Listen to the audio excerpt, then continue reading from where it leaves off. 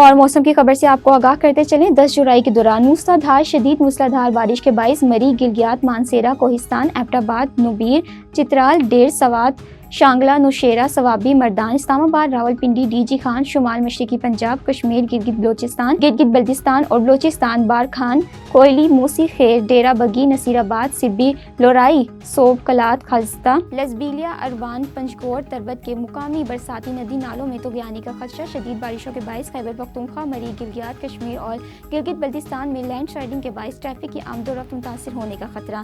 شدید بارشوں کے باعث اسلام آباد، راولپنڈی، گوجرانوالہ، لاہور، سیالکوٹ، سرگودا، فیصل آباد، نوشیرہ اور پشاور کے نشیبی علاقے زیر آب آنے کا اندیشہ۔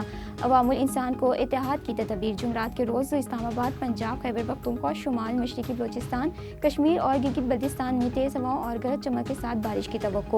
اس دوران چند مقامات پر تیز موسلادھار بارش بھی متوقع۔